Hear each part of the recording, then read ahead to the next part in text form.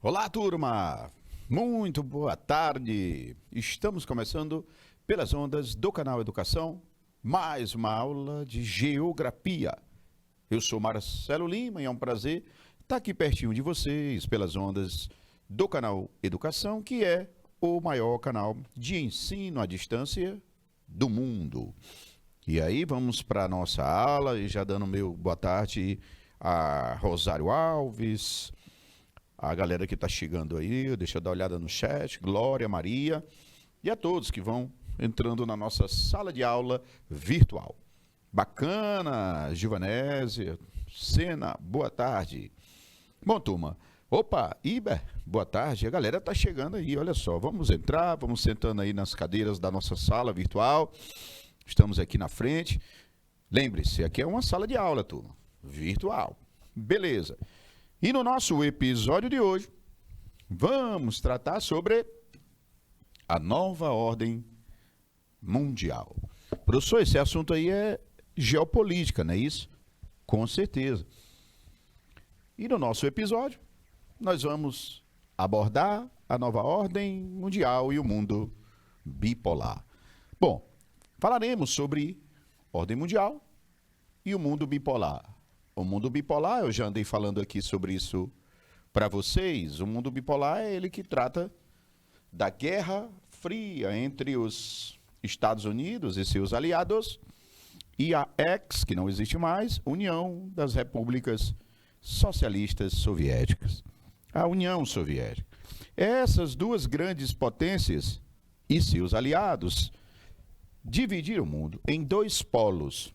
Por isso, o termo bipolar.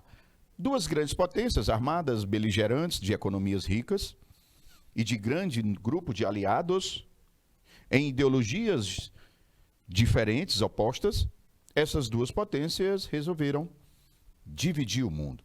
Isso vai durar de 1945 até 1991. 45 ao final da Segunda Guerra Mundial. Terminada a Grande Guerra, o mundo vai passar a ser regido, geopoliticamente falando, por essas duas potências, Estados Unidos e União Soviética. 1945, termina a Segunda Guerra. Estoura, em poucos anos depois, essa Guerra Fria. Ela vai durar até 1991. O que foi que ocorreu, professor, esse ano? O fim da União Soviética. Se a União Soviética vai deixar de existir, não tinha mais por que ter a Guerra Fria. Exatamente. Beleza, Gabriel, Givanésia, Iber, Rosário, Glória, Maria, a todos que estão ligados pelas ondas. Galerinha, Guerra Fria, globalização, ordem mundial, o episódio de hoje. E nesse sentido, eu queria falar sobre o capitalismo. Aqui você tem nessa imagem a bandeira dos Estados Unidos da América e a bandeira da porque ela não existe mais, já falei, União das Repúblicas Socialistas Soviéticas. Desse lado você tinha os Estados Unidos capitalistas. Tinha não, ainda hoje existe, lógico. Capitalistas. E do outro lado, a grande potência socialista, chamada de União Soviética. Aqui é o símbolo maior, os dois símbolos maiores da Guerra Fria.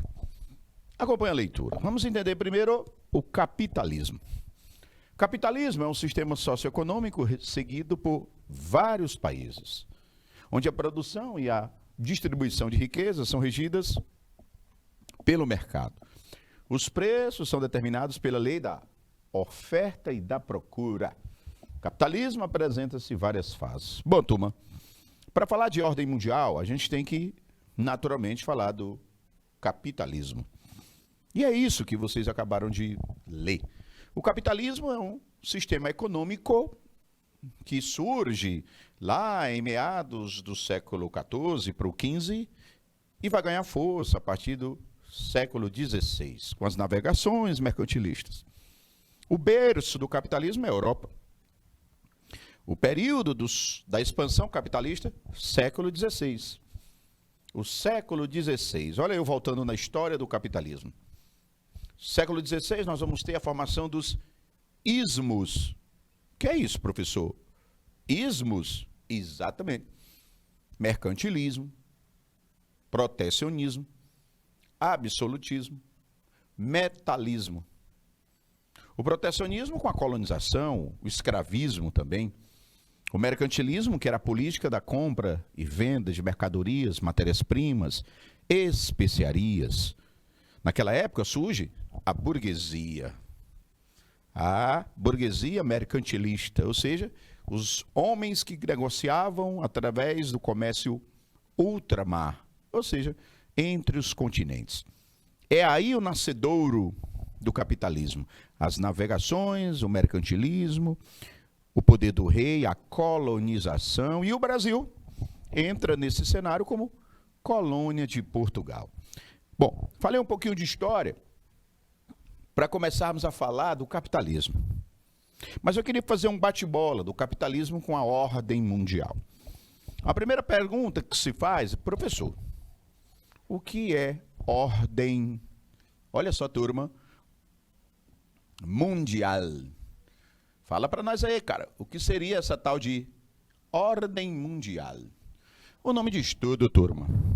Preste atenção. Na casa da gente, na de vocês, na minha, na de todos, nós temos regras. Atenção, na casa da gente temos regras. Regras que todos devam obedecer. E essas regras da casa da gente, elas estabelecem as relações que nós temos dentro da casa. Você tem os familiares que ali vivem. Familiares como pai, mãe, filhos, netos, avós, que podem estar morando juntos. Então, aquelas pessoas que vivem naquela casa, em todas as casas, se relacionam umas com as outras. E a forma como elas se relacionam, turma, elas obedecem regras. Essas regras, normalmente, não estão escritas na geladeira ou em qualquer lugar. Na minha casa tem regra. A gente obedece.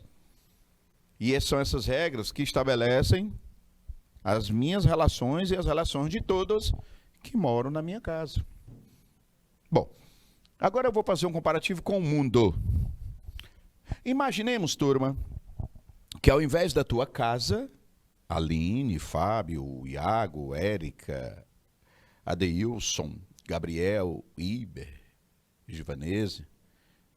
Imagina, galera, ao invés de nós pensarmos na nossa casa, vamos imaginar o planeta como se fosse uma grande casa, que é a tua casa, e no caso seria o planeta.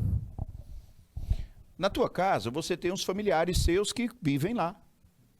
Pois vamos imaginar no planeta não os familiares, mas os países. Os países. Então, para casa, a casa equivale ao planeta. Os familiares que vivem na casa e se relacionam equivale aos países. Cada país, turma, vamos imaginar como uma pessoa. E o planeta a nossa casa. Ok. E os países, assim como as pessoas na casa, se relacionam, gente. São 196 países. 196. Tirando os principados e outros detalhes. 196 países. E todos eles se relacionam. Principalmente com vizinhos, com outros distantes. E os países se relacionam. Beleza? Esses países, quando se relacionam, assim como na casa da gente, existem regras mundiais que todos regem, seguem. Assim como lá na minha casa existem regras que ditam as relações da gente que vive lá, no planeta existe um conjunto de regras que rege as relações de todos os países. Isso é o que nós chamamos de ordem mundial. Então, professor, defina ordem mundial. Um conjunto de regras, leis, princípios, acordos que regem as relações entre os países no mundo. Aí vamos lá.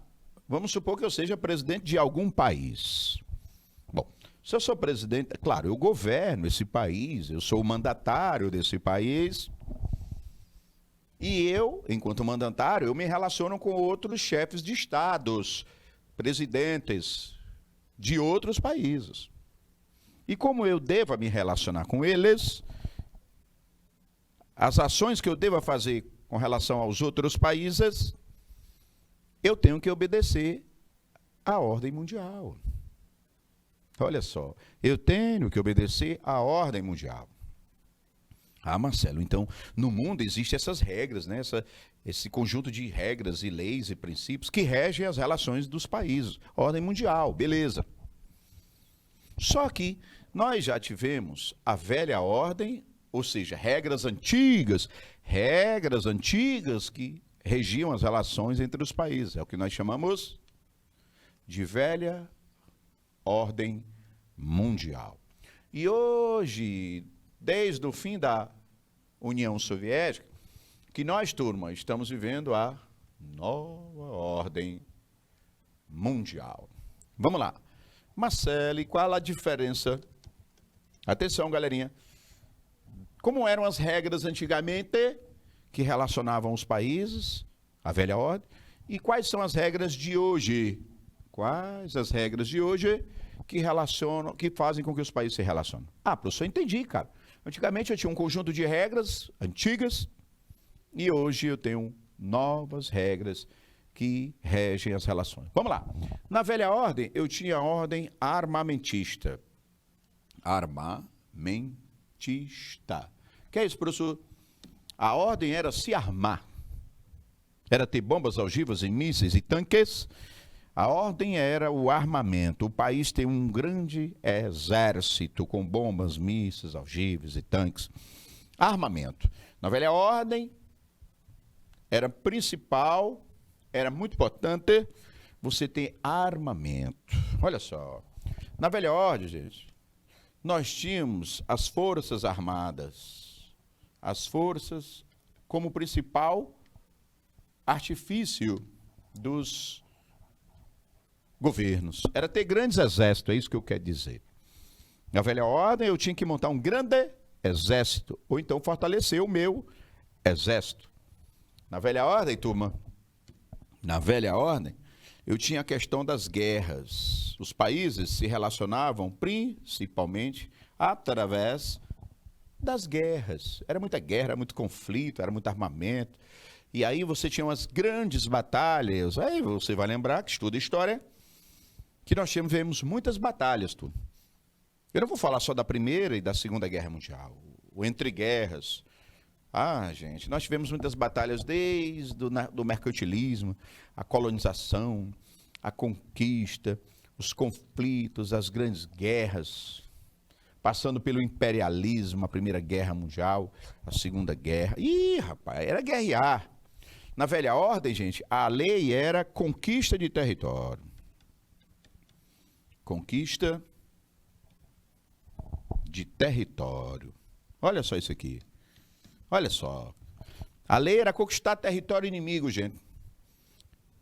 Como já dizia Friedrich Hatzel, um grande pensador da Alemanha, mas também com esse nome, né? Friedrich Hatzel. Ele elaborou a chamada teoria do espaço vital. Olha o nome. Teoria, galera, do espaço vital. O que ele quer dizer com isso? Que era vital, importantíssimo, essencial para os países a conquista de novos territórios. Ele dizia, enquanto o país está expandindo seu território, ele está forte. No dia que ele para de crescer seu território, ele está fraco ou começa a enfraquecer. Professor, mas os países, por maior que sejam, tinham que estar sempre conquistando para se manterem fortes? Exatamente, esse era o pensamento do Friedrich Hatzel.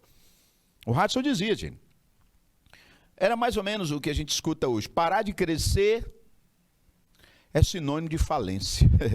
Pois parar de guerrear e conquistar era sinônimo de falência. Por quê, professor?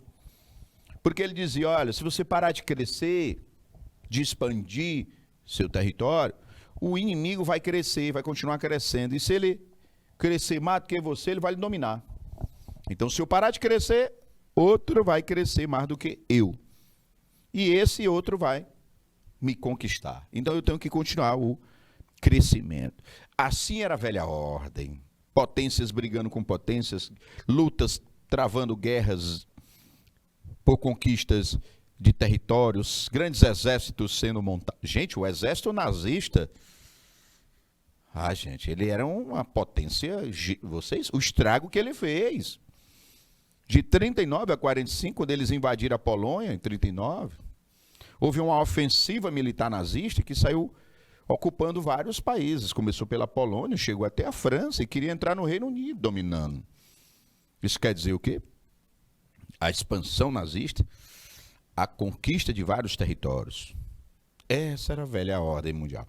E se eu fosse presidente nessa época, gente, um chefe de Estado, um governante, um mandatário, se eu vivesse nessa época, eu tinha que buscar seguir essas regras.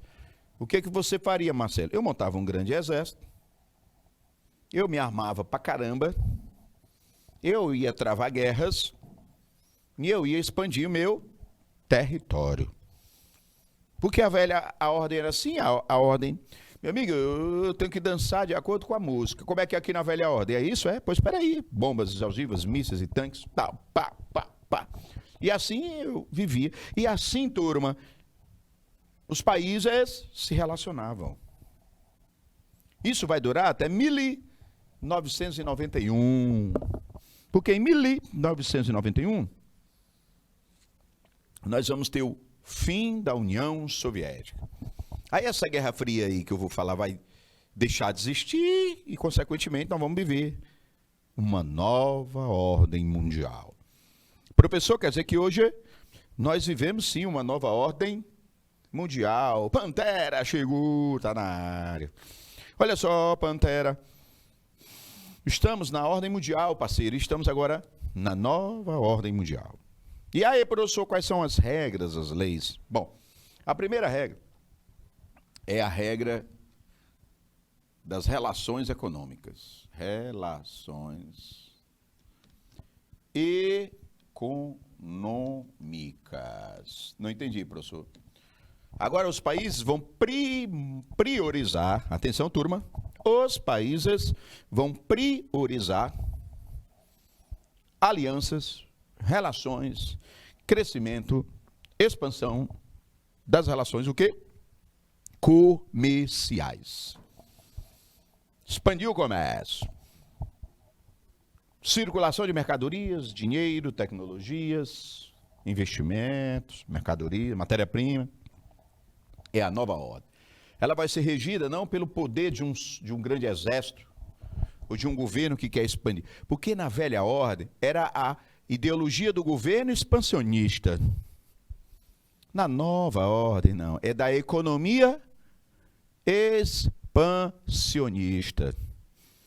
E para isso, turma, a ordem nova é a ordem da tecnologia. Tecnologia. Olha só, os países agora não vão mais priorizar ter grandes exércitos, bombas. Não, tudo bem, tem uns que tem, beleza. Mas nessa nova ordem mundial, eles vão começar agora, turma, a priorizar investimento, instalação, evolução das tecnologias, das suas diversas tecnologias. Eles vão entender que para ser potência, para dominar na nova ordem, vai ser preciso o uso das tecnologias. E aí, relações econômicas, tecnologias, acordos políticos, os países agora, turma, vão promover diversos acordos políticos. Antes era o totalitarismo, o governo totalitário. Antes era o governo totalitário. E o que é o governo totalitário da velha ordem? Hitler, o nazismo, o Terceiro Reich. Olha, gente, Quando eu digo governo totalitário, é aquele que quer mandar absoluto, que não respeita as relações políticas do seu país. É aquele que quer concentrar o poder nas suas mãos. Um governo totalitário é aquele que isola-se através do seu controle. Primeiro, ele controla tudo ao seu grande interesse, que é expandir, através das conquistas, outros países. Isso é totalitarismo. Agora não, gente, nós vamos viver o mundo do liberalismo, ou neoliberalismo. No mundo neoliberal, turma, no mundo neoliberal, o Estado é mínimo. Quem passa a ter o poder é o mercado, a economia, a produção, a acumulação de riqueza vai ser o principal foco da nova ordem mundial. E a característica também muito importante da nova ordem mundial é a circulação. É o fluxo. De quê, homem? De 4 coisas. Mercadorias, matérias-primas, produtos e dinheiro. Cada vez mais o dinheiro, os investimentos, as transações financeiras circulam o mundo. Com essas moedas eletrônicas, o Bitcoin e outras mais. Cada vez mais, com a internet, os produtos estão circulando imaterialmente. O que tem de produtos que não se pega, eles são imaterializados, são frutos da tecnologia, e eles estão cada vez mais circulando o mundo. O mundo está vivendo cada vez mais a circulação de mercadorias, produtos e pessoas. Bom, gente, aí você tem a diferença, cara, da velha ordem para nova ordem mundial. Observem que os países agora vão se relacionar de uma outra forma. E você ser presidente na velha ordem, ser um governante na velha ordem, é diferente de ser um governante da nova ordem mundial. É muito diferente. Olha, gente, eu gosto de fazer um comparativo aqui interessante. Eu queria bastante atenção aqui agora, olha só. Eu vou fazer um comparativo da velha com a nova ordem mundial. Vamos lá. Na velha ordem mundial, eu tinha um soldado armado. Na velha ordem, eu tinha um soldado. Na nova ordem mundial, a de hoje, eu tenho o executivo, que substitui o trabalho do soldado. É assim, entre aspas, eu vou já explicar. A importância era ter soldado, hoje é executivo. Na velha ordem, eu tinha uns grandes exércitos que conquistavam. Grandes exércitos que conquistavam. E conquistavam mesmo, porque tinham poder, né? Hoje, quem é o grande exército? Os grandes exércitos? São as multinacionais, gente. As grandes corporações empresariais. Porque essas grandes empresas multinacionais, elas compram, elas conquistam. Olha, as empresas são como os exércitos, sem dar um tiro, só que sem dar um tiro, né? Elas instalam-se nos países, como se fossem os seus quartéis generais. Olha a comparação. Elas se instalam nos países, com seus soldados, que são seus executivos, montam os seus quartéis, que são suas fábricas, e conquistam através da venda dos investimentos aquele local. Gente, as grandes multinacionais são os grandes exércitos. Outra comparação, gente, é o poder de fogo. Antigamente, os grandes exércitos tinham um grande poder de fogo armado. Bombas, ogivas e mísseis e tanques. Muito poder armado. Muito poder armado. O poder de fogo daquela época era isso. Bombas, ogivas e mísseis. Hoje, turma, o poder de fogo, não dos exércitos, mas das empresas, é o dinheiro. É o capital. Porque assim as multinacionais, como se fossem os grandes exércitos, as suas fábricas, os seus quartéis, e a maneira como ela expande, ela investe, ela conquista, é através do poder de fogo que ela tem. que é o dinheiro. E a última coisa, aliás, antigamente, gente, nós tínhamos as estratégias de guerra. Os grandes exércitos se armavam tanto, eles tinham grandes estratégias de guerra. Hoje, a estratégia de guerra é a tecnologia. Quem mais tivesse estratégias de guerra na velha ordem, conquistava. Pois hoje quem mais tem tecnologia, obrigado, é quem conquista. Quem tem mais tecnologia é quem conquista. Campos de batalha, outra comparação que eu quero fazer. Na velha ordem mundial, nós tínhamos os campos de batalha. Eram praias, florestas, cidades. Eu tenho um grande campo de batalha, né? A Normandia, litoral francês, onde nós tivemos o dia D. O dia D. Foi o dia de invasão americana e aliados à praia da Normandia, para retomar a França dos nazistas. Ali foi um grande campo de batalha, gente. Olha, um outro campo de batalha que envolveu na história, né? Os brasileiros, os pracinhas brasileiros da FAB foram para a Europa, os nossos soldados da Força Expedicionária e Força Aérea Brasileira, os pracinhas, como eram chamados. Eles foram lá na Itália, gente, e lutaram contra os nazistas, os brasileiros.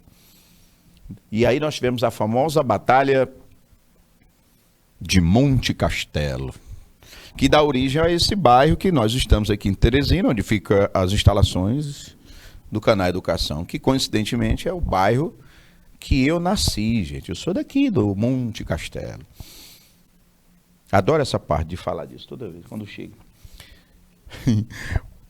E essa batalha foi uma das famosas. Marcelo, na época da velha ordem, você tinha os campos de batalhas.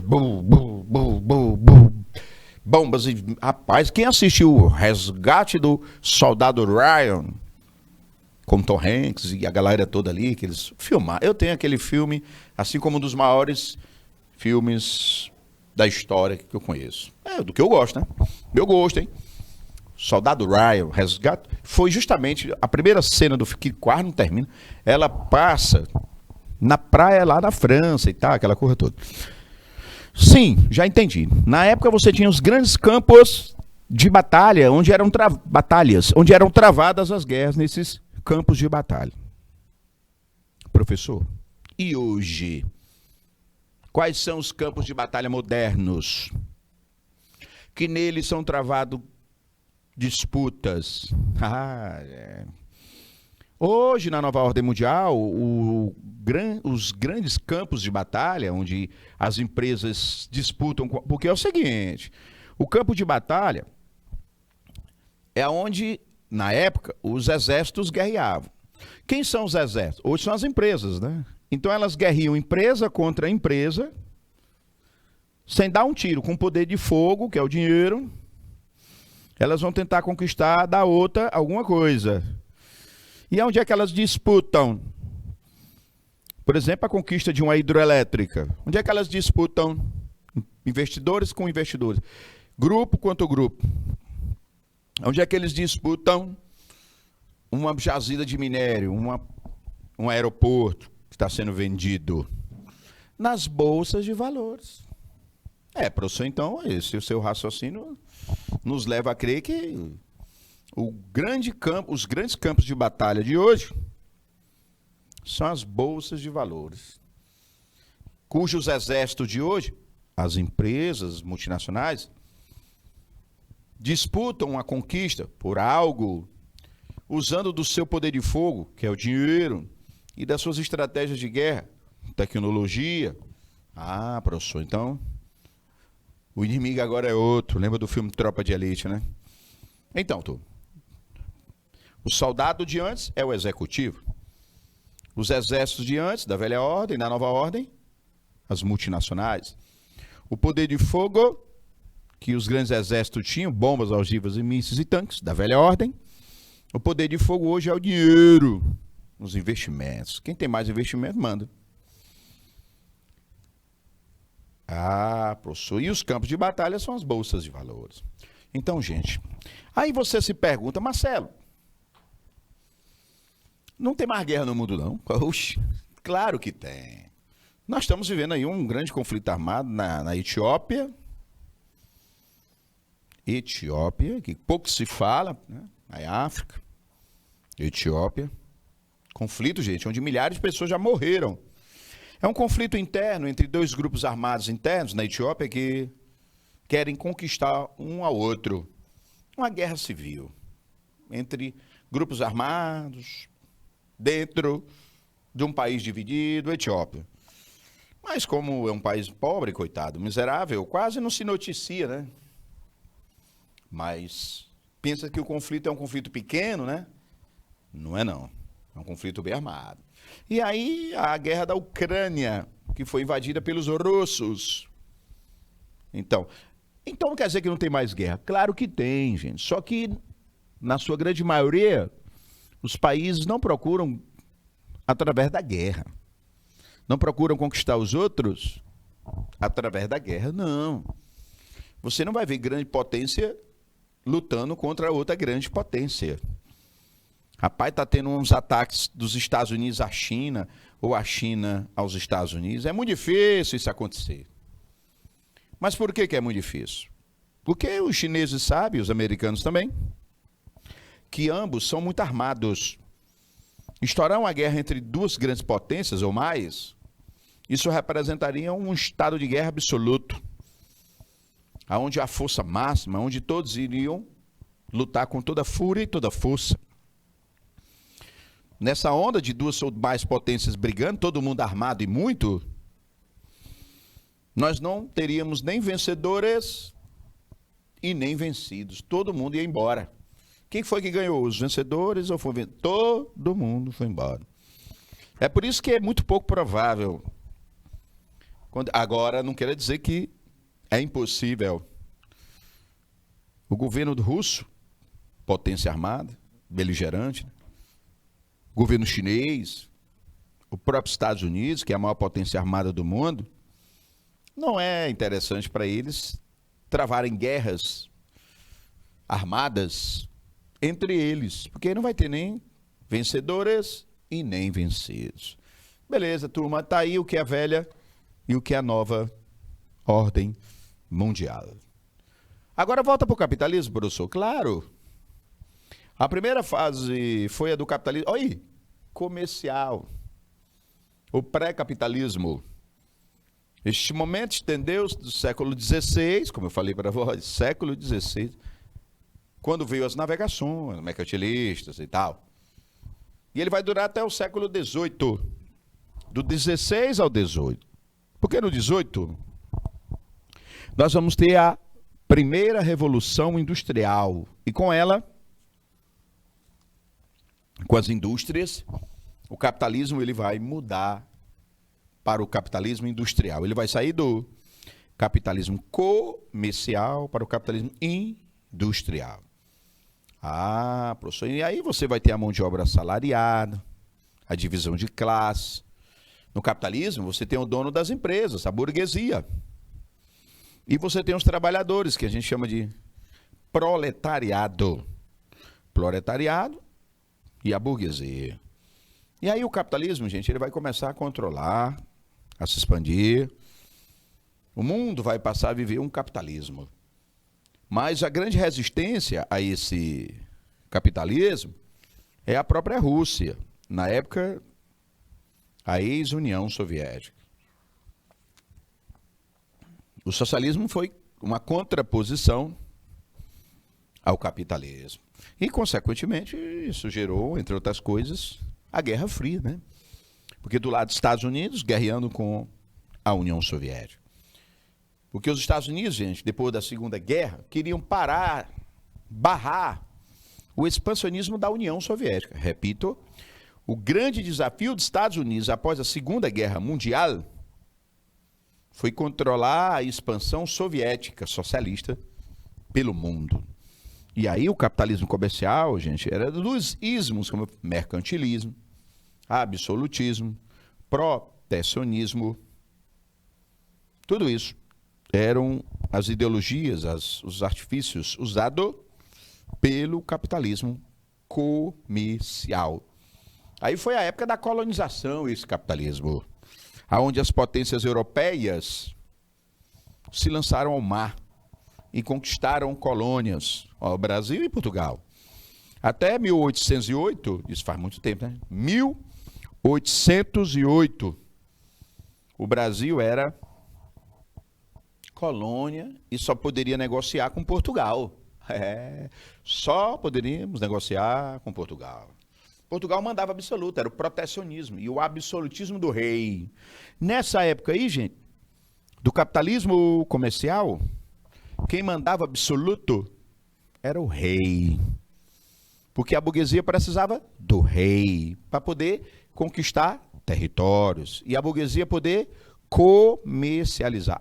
O rei e a burguesia, ó, andavam alinhados. Ora, mas rapaz, eu vou te dar um exemplo de um aristocrata rural, uma grande potência na época, Fernando de Noronha, que dá origem à ilha de Fernando de Noronha, que é município do estado do Pernambuco. O velho Fernando de Noronha apoiava o rei português, porque ele sabia que o rei ia deixar ele, Fernando de Noronha, se comercializar, expandir seu mercado, expandir seu comércio, e naturalmente isso contribuiu. Então, aqui é a primeira fase do capitalismo comercial. Ela vai durar do século XVI até o século XVIII. XVI ao século XVIII. Bom, a segunda fase, se afastar ali, né, foi caracterizada pelo capitalismo industrial, turma, como eu falei para vocês. Agora, eu disse, ó, o capitalismo comercial, aquele que a gente falou, ele vai até o século XVIII. Porque aí, no século XVIII, quando o homem inventa a fábrica, a indústria, nasce o capitalismo industrial. Professor, no capitalismo industrial, aí o que vai acontecer? O dinheiro vai ser conseguido, as riquezas, principalmente através da indústria. Justamente através da indústria, que a burguesia vai mais ainda tomar o poder. Agora, gente, a burguesia vai ficar com raiva da monarquia. Lá no do comercial, que foi até o século XVIII, rei e burguesia andavam juntos, de mão dadas, de boa. Só que depois da industrialização do mundo, a burguesia agora vai querer tomar o poder, e vai tomar o poder. Com certeza eles vão tomar o poder. A burguesia no século XVIII e XIX vai tomar o poder. Lá na Inglaterra, a burguesia vai tomar o poder, gente, é a chamada Revolução Gloriosa. Na França, a burguesia vai tomar o poder através da Revolução Francesa. E assim nós vamos tendo a burguesia tomando o poder no capitalismo industrial. E aí isso vai ter consequências, né? Pessoal. Ó, através da propagação das ideias mercantilistas, o crescimento do comércio e das condições para o surgimento do modo de produção capitalistas, as riquezas acumuladas assumiram a forma de capital industrial. A terceira fase do capitalismo monopolista financeiro, que tem início no século XX, tendo o sistema bancário, as corporações financeiras e no comércio globalizado, os aparatos de desenvolvimento. Bom, a globalização permitiu às grandes corporações produzirem seus produtos em diferentes locais do mundo, procurando a diminuição dos custos. Olha essa imagem. Ainda é a Guerra Fria aí, viu, gente? Marcelo, o que vai acontecer de mudança do capitalismo industrial? A primeira mudança do capitalismo industrial, gente, é o trabalho escravo. O trabalho escravo. Olha só o que eu estou dizendo. Na época do capitalismo comercial, do mercantilismo, o trabalho era escravo. Na época da colonização, do descobrimento, o trabalho era escravo. Mas a indústria, a Inglaterra, não queria o trabalho escravo. Professor, por que que os ingleses aboliram a escravidão? Ah, porque eles são bonzinhos. Nada a ver. Aqui no Brasil foi em 1888, repito, 1888, nós tivemos a abolição da escravatura no Brasil. E a Lei Áurea e tal, Lei Princesa Isabel, aquela coisa toda. Mas por que que nós libertamos os escravos no capitalismo industrial? Nós libertamos os escravos para gerar riqueza para a indústria, para gerar mercado para a indústria. Vai. Marcelo, a indústria não gostava de trabalho escravo na época. Não. Por quê? Por que que eles não escravizavam os trabalhadores nas fábricas? Bora, menino, está escravizado na fábrica. Não era interessante. Nunca foi. Mas por que que os escravos foram libertos? Por que que não escravizaram eles nas fábricas? Olha, gente, é simples. Eu sou dono de uma fábrica. Vou instalar em um país. E eu fico sabendo que lá o trabalho é escravo. Que a maioria dos trabalhadores desse país é escravo. Eu vou vender para quem lá? Claro, cara. Ei, eu instalei os produtos aqui, vou vender. Quem que vai comprar? Quase ninguém. Por que que a maioria de vocês não compram o meu produto da minha fábrica? Porque nós não temos dinheiro. E por que que você não tem dinheiro? Porque nós somos escravos. Marcelo, você está querendo me dizer, olha só, turma, que o trabalho escravo deixa de existir porque o escravo não ganha dinheiro. Se ele não ganha dinheiro, ele não compra. E se ele não compra, a fábrica não vai vender, não vai produzir, vai fechar, ou nem vai existir. Os ingleses, gente, não estavam preocupados, não era com os escravos, não. Até porque os ingleses, durante séculos, escravizaram o mundo todo. O Império Britânico chegou a expandir-se pelo mundo todo. Então não é uma questão de bondade, estamos preocupados, não. É porque os escravos não tinham dinheiro para comprar produtos industrializados. Simples assim. Eu vou fazer um comparativo aqui com a nova ordem mundial interessante. Marcelo, quer dizer que século XIX, pelo mundo, começou a abolição da escravatura. Por quê? Para eles se tornarem trabalhadores livres, ganhem dinheiro, que consumam o produto industrializado. É que o trabalhador escravo não tinha dinheiro. Para isso ele tem que receber. Aí deixa de ser escravo. Aí os tempos mudaram e realmente o trabalho escravo se tornou um problema. Países que mantiveram o trabalho escravo, olha só, eles viviam em uma economia frágil. Lógico, dinheiro não circula porque os caras são escravos. Eu vou fazer um comparativo com o dia de hoje. Hoje, gente, nós estamos vivendo muita era da alfabetização. Alfabetização. Da mesma forma que eles libertaram os escravos, porque tinham motivo, para eles se tornarem consumidores, para comprar os produtos industrializados, os escravos, agora como homens livres, eles também tinham interesse com o mercado consumidor. Eles têm hoje o interesse em alfabetizar as pessoas. Eles têm hoje o interesse de tornar as pessoas capitalistas para o seu nível. Mas, Marcelo, e qual é o grande empecilho para as pessoas consumirem a tecnologia? O maior empecilho, junto com a renda, é o analfabetismo. o analfabetismo. Gente, o analfabeto, de maneira geral, vamos dizer assim, de maneira geral, né? Não todos, mas infelizmente, turma, o analfabeto, ele não tem muito contato, ele não tem muita habilidade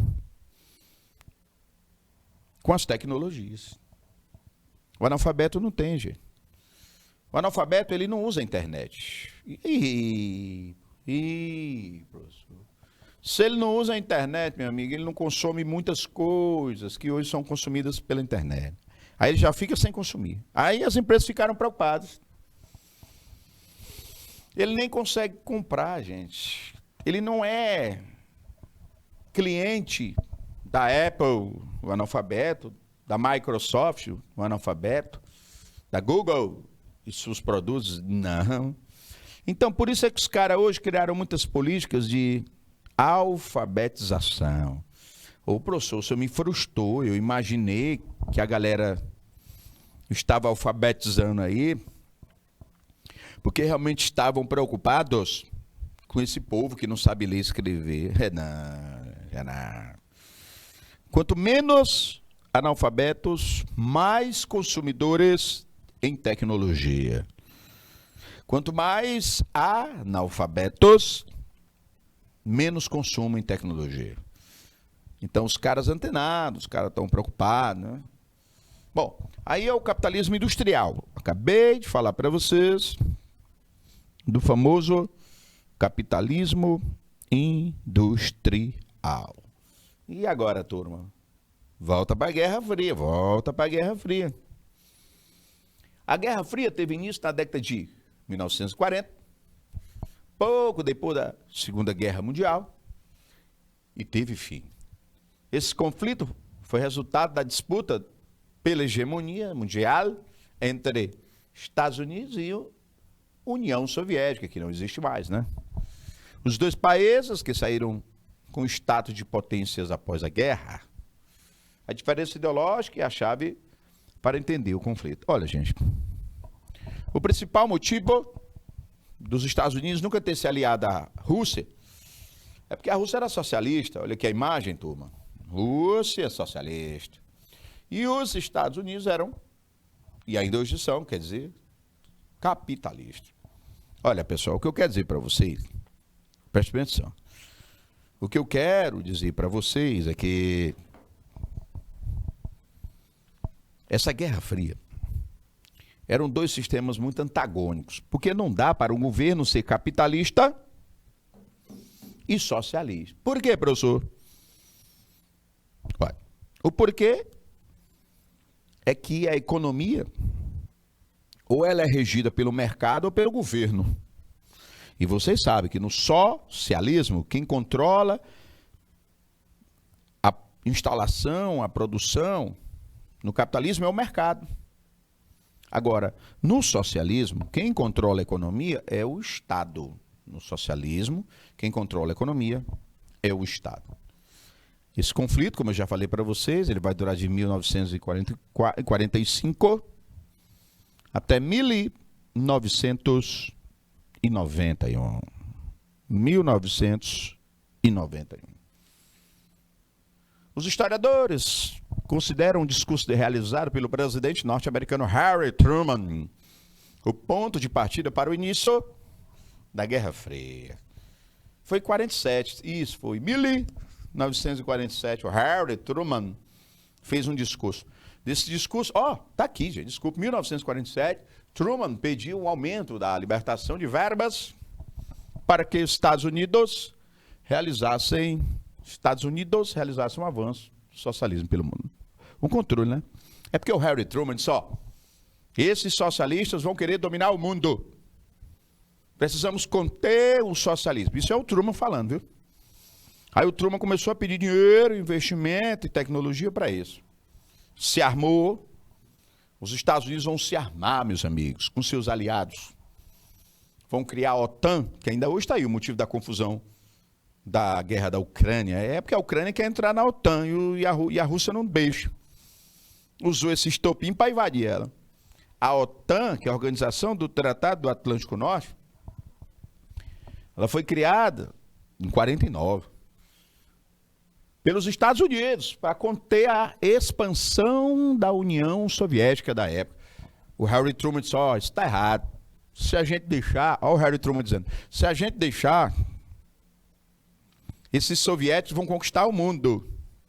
Temos que armar nossos aliados, proteger nossos aliados, controlar nossos aliados, investir nossos aliados. E assim os Estados Unidos fizeram. Criaram um plano de ajuda econômica para a Europa, que estava arrasada da guerra. Plano Marshall. O Plano Marshall foi um plano de ajuda financeira que os Estados Unidos fizeram aos seus aliados da Europa. Para quê? Por que eles ajudaram? Para esses aliados não se tornassem socialistas. É o que eles chamaram de cordão sanitário, para proteger da expansão socialista. Cordão sanitário. Aí eles criaram a política do efeito dominó. Os Estados Unidos diziam assim, ó, se uma região virar um país socialista, todos ali vão virar. Como se fosse um dominó, as pedras batendo umas nas outras. Isso tudo os Estados Unidos, né? Não, meu amigo, se nessa região aqui um país virar socialista, todos os outros vão virar socialistas. Se nessa região, meu amigo, qualquer um que queira se virar, a gente tem que controlar, porque senão vai gerar esse conflito. Ao longo da duração da Guerra Fria, olha aí, de 47, vamos botar 45, mais 47 por causa do discurso do Truman, beleza. De 47 a 91, algumas ações puderam ser observadas, como a corrida armamentista, pois a disputa entre americanos e soviéticos faziam com que o clima de guerra entre os dois lados existisse. Isso levou as duas nações a investirem maciçamente no desenvolvimento de guerras, de armas. Gente, era corrida armamentista. Corrida, porque na hora que um lançava uma arma, outro lançava outra. Um lançava uma bomba, outro lançava uma... Assim, inaugurava. Dizia, ó, fazia o lançamento desse míssil, outro míssil. Uma bomba, outra bomba. E assim eles foram se armando e se ameaçando e ameaçando o mundo. E nessa onda, eles acabaram foi dividindo o mundo entre eles. Os caras foram espertos, dividiram o mundo entre eles. E essa divisão, turma, gerou consequências. Por exemplo, aqui no Brasil, as ditaduras militares, a ditadura militar, que durou de 64 a 85 no Brasil, a ditadura militar, ela ocorrera porque os Estados Unidos patrocinaram ditaduras no Brasil. E assim, gente, nós tivemos um conflito armado aqui, né, gente? De um lado os civis, do lado os militares. E essas ditaduras foram patrocinadas não só no Brasil, mas nos países vizinhos, né? Países vizinhos. Todo mundo foi se armando. Aí nós tivemos guerra como a Guerra da Coreia, que foi dividida em Coreia do Norte e do Sul, foi nessa época. A Guerra do Vietnã, que os Estados Unidos se retiraram. A Guerra do Afeganistão, que a Rússia, a União Soviética, se retirou. E assim nós tivemos vários conflitos armados, vários conflitos localizados. A crise dos mísseis aqui em Cuba, quando a União Soviética queria enviar navios com mísseis para Cuba, Cuba fica bem pertinho dos Estados Unidos. Os Estados Unidos não aceitaram. Na época era o John Kennedy, o presidente, na época da crise dos mísseis. John Kennedy de um lado, e lá na União Soviética, o Nikita Khrushchev, que era o presidente soviético, secretário-geral do parlamento do Partido Socialista, né?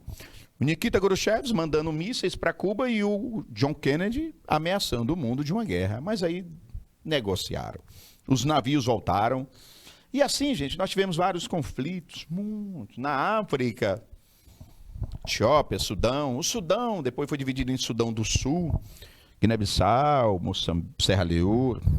Ali as ditaduras que foram patrocinadas no norte da África, na Nigéria, na Tunísia, na Líbia. No Oriente Médio, ditaduras surgiram como a de Saddam Hussein. Professor, muitas guerras, muitos conflitos, ditaduras, países divididos. A Alemanha foi dividida em duas. A Alemanha Oriental, socialista, e a Alemanha Ocidental, capitalista. E na cidade de Berlim, que era a capital da socialista, criaram um muro para dividir a cidade, para não ter a migração para o lado capitalista. Dividiram a Alemanha, gente. Dividiram a Europa. Criaram um muro em Berlim. Criaram grandes exércitos. Montaram bombas ogivas e mísseis por todo o planeta. Teve a corrida espacial. Os caras se lançaram ao espaço, depois à Lua. E eles ficavam competindo entre eles por esses espaços, por essas tecnologias e armamentos. Foi um sério momento da história da humanidade. Bom, turma, com isso nós vamos fechando o nosso episódio de hoje. Mundo bipolar, capitalismo, Guerra Fria, ordem mundial. Temas importantes que estão relacionados a também a atualidade, porque para entender o mundo de hoje é preciso entender o mundo de antes e a geopolítica da nova ordem que vivemos hoje. Um abraço para vocês, um bom final de semana, continuem assistindo as aulas e até a próxima aula. Valeu, turma!